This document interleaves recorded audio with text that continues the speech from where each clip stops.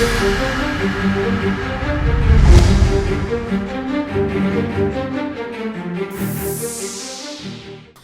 guys, this is Reinhardt and this is gonna be an RBG against the 2400 team, even though their MMR is like 2300 because MMR got nerfed again, even for RBGs, and I'll be talking about this later on. So I'm getting on this H poly, and as a DK, my main priority is to disrupt and kill the healers. So I'm trying to make the living hell out of this poly. I'm triggering the fear, and the poly was forced to bubble within about 10 seconds of the match. And this video is good for two particular reasons.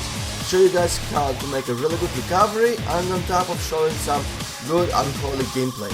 And for a melee DPS, I especially encourage you to watch this whole video, because I'll show you some nasty interrupts that I actually made in the middle of the fight. And a pretty decent path control.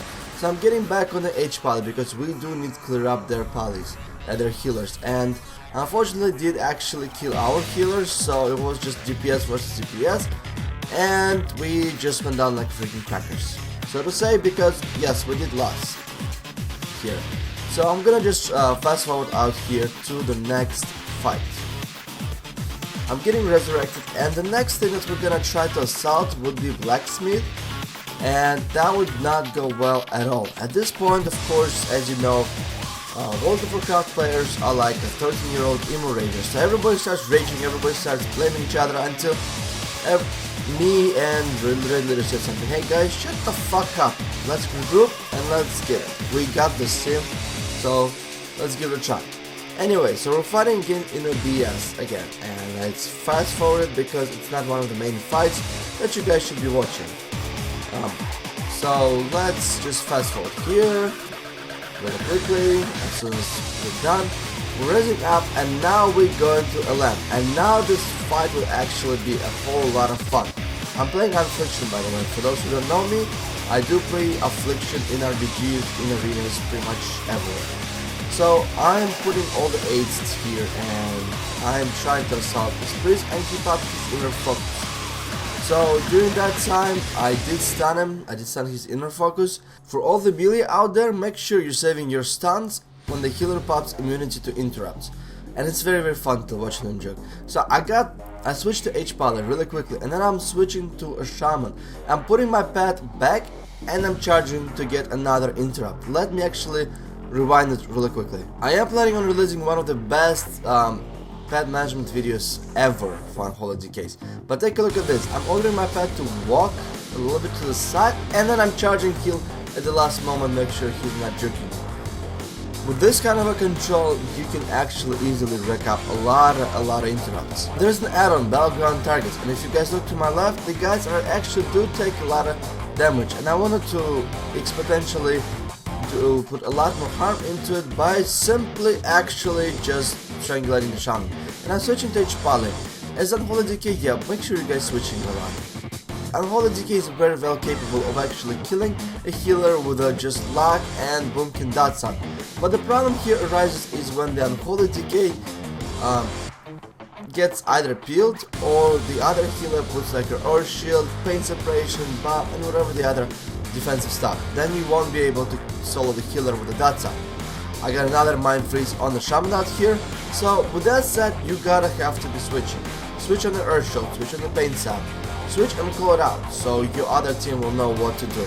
It's also really good for clearing up some DRs. Let's say Luck would fear the Paladin, and you're training the Priest, and then you switch to a Paladin. Luck could actually fear the Priest because Paladin was already on diminishing returns for fears on the Priest. So at the moment right now we are wiping them pretty damn well, I would say. And guess what, I'm still training the freaking killers. I'm switching to a Priest, and my rogue got a stun on him.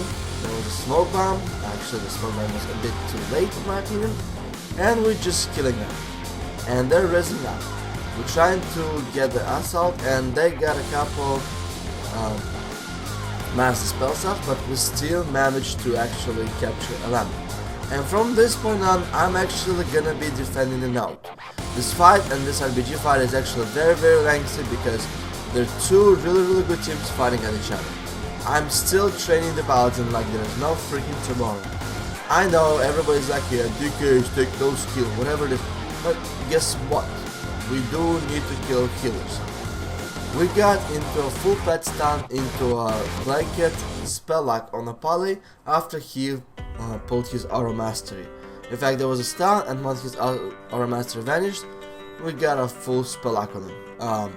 Blanket spell lock. Switch to priest, mind he freeze his ass, and right now we are doing relatively well. And here I'm actually gonna start defending. Now I'm dropping a few boring clips for you guys not to watch, and I'm fast forwarding me defending here and just basically being on my team's bitch.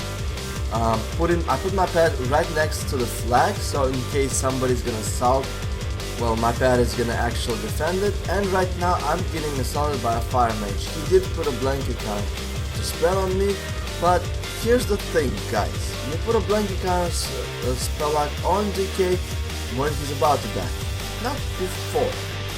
So the guy mage actually fucked up pretty majorly here, and I was able to top myself out with AMS, and my cavalry arrived even though the mage started kiting. And one thing I want to show you here really quickly.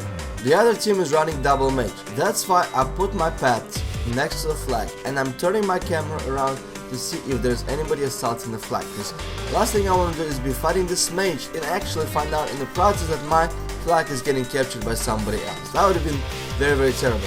So my pad is there just in case there was just more than one mage. And only when I found out that there isn't and I got a backup, that's when I pulled my pad away and headed assist.